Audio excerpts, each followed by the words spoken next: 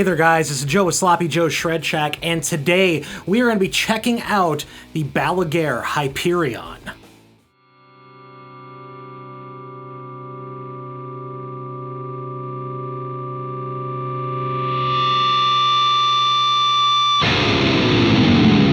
Alright, so welcome back to the Shred Shack. My name is Joe. If you haven't seen my face before, definitely click subscribe, press like, smash whatever other buttons you feel like hitting. You know, all that good stuff. I like it when you do that. It makes me feel real good, and I like feeling real good. And if you have seen my face before, welcome back to the Shred Shack. Now, I want to give a shout out to my buddy Trent for letting me borrow this beautiful guitar.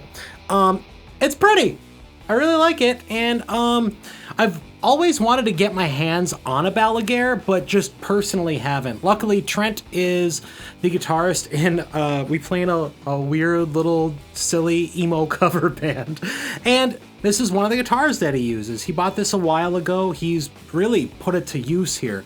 So I can personally speak to it as someone who's played next to him, and he can speak to it, which he's not here obviously, but he can speak to it as to it being an actual player, and it truly is. So this is one of the production model Hyperions. It's not like a semi-custom or anything like that, but I'm gonna whip the specs out as I see them here. So right off the bat, we got a volume, a tone, a three-way selector.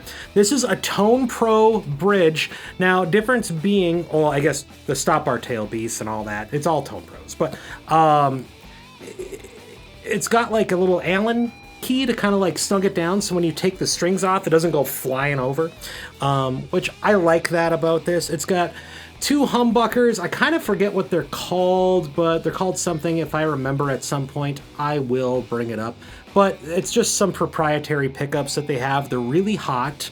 That was the one thing that I noticed. They're very, very high output pickups.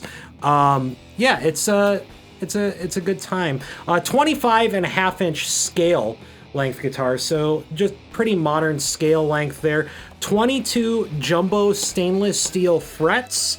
It's got a cream binding pretty much all the way around, except for on the headstocks, like the neck and the body. Three-ply pick guard. Oh, I forgot to mention, there is a push-pull pot right there. It's got, I think, I forgot what kind of tuners are on here. Can I tell? Are they unbranded? I totally forgot.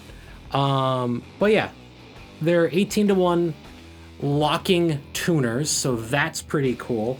And it's got this like really pretty like red color. I'm trying to catch the light. Okay, there we go. I'm trying to catch the light, and it looks really, really good. If you like wine red and stuff like that, it's right up your alley. But you know, for the most part, it's a pretty standard shaped guitar. I mean, it's offset, so it's kind of got that like Gibson RD style, but it's definitely not. Mahogany body, I believe all the way through. I could be wrong on that, but I believe it's mahogany all the way through. And yeah, it's that's the guitar. And if you want to see the backside, there you go. I don't really have much else to say on it other than it plays really, really well. I've had it in the studio for about 5 days now and kind of have run it through its paces a little bit. The one thing that I do like is that this is definitely geared towards like the modern guitar player, or like the heavy guitar player. I found myself writing a lot of thrash riffs on this. To me, it kind of, with the RD shape or that kind of style shape, it kind of looks more like a stoner metal guitar to me. Like I could imagine myself tuning this to like C standard and playing a bunch of sleep riffs on it. But alas, I've been playing the faster stuff lately. Now for the tone demo, I want to be clear, it's not going to be anything crazy. There's a lot of pickup selections. I'm going to have, you know, a bridge split, middle split, neck split. So the riffs are going to be a little bit on the shorter side. So I'll have a clean tone, a dirty tone, a rhythm tone, but I will do one with just humbucker and just like a straight up like heavy metal tone, because I know that the people who are watching this video are probably going to want to hear that. But I do kind of want to showcase the versatility of this instrument. things that I could speak to right off the bat, it plays really, really well. The one thing that I notice is, like, especially when I'm doing like my bends and stuff, it's really slippery in a good way. I don't mean that like in a bad way. It's all of the fret edges are really, really nice and well taken care of. It's a really great guitar. Now I know that like in the modern like guitar world right now, everyone's all about like satin finishes on the back. Honestly, I'm not saying that that's a gimmick, but like as someone who likes to play a lot of lead guitar, I don't find myself like getting stuck with a glossy finish. Most of my guitars have a glossy finish on the back of their neck, and it doesn't slow me down at all. So if that's a like selling point for you, I'm sorry, this one's gloss. So, but I can tell you at the end of the day that, you know, it's doesn't really matter. Oh, something that I forgot to talk about here is that this is a 16-inch radius on the neck here. So it's nice and flat, definitely meant for like that modern player too. But it kind of gives it like that classy like style, like old school classy stuff. Like I really like that look where it has like modern playability, but it has like it has more of a I don't know, modern feel to it, but it has like that classy vibe to it. The one, if I did have one complaint, just this is a me thing though, I think the pickups are a little bit too hot.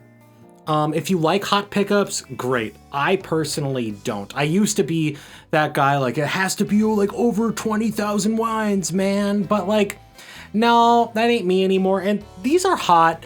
The thing that I noticed is that when you have really hot pickups, it kind of doesn't deaden the sound, but it makes it more warm, and it kind of takes off the top end, which I'm not a super big fan of. I like that like pokey, like not ice picky, but that pokey kind of sound. A little bit more clarity, a little bit more articulation. These pickups do really well for what they do. The next thing that I notice is that they're pretty flat sounding.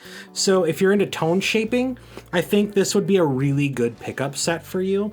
If you like to do most of your tone shaping on your amp and have like a flat response coming from the pickup itself. Well, anyways, let's get to the tone demo and, I don't know, see what this thing sounds like.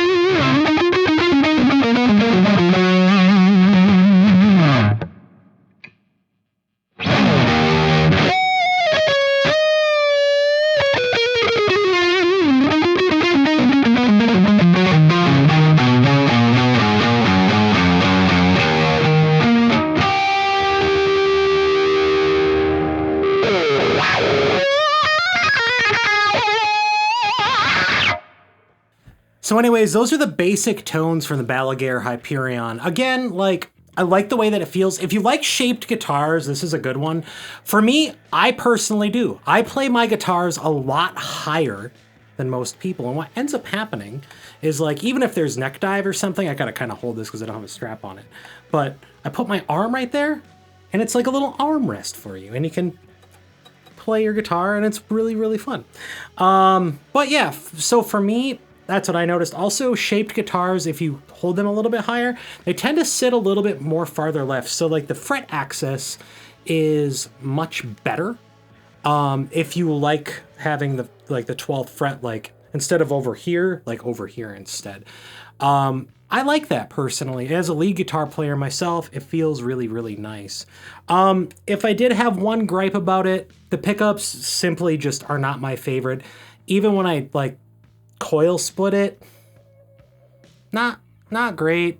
I mean, the tones are usable, but they're just, the pickups are too hot for my liking. But if that's your thing, go nuts. Like this is for you. Like in that case, like I noticed that like as soon as you turn like up the gain on this thing, and I have like the equivalent of a TS9 in front of a Friedman BE100, like it tightens up and gets real cool real fast, and you can write some pretty heavy metal riffs on this.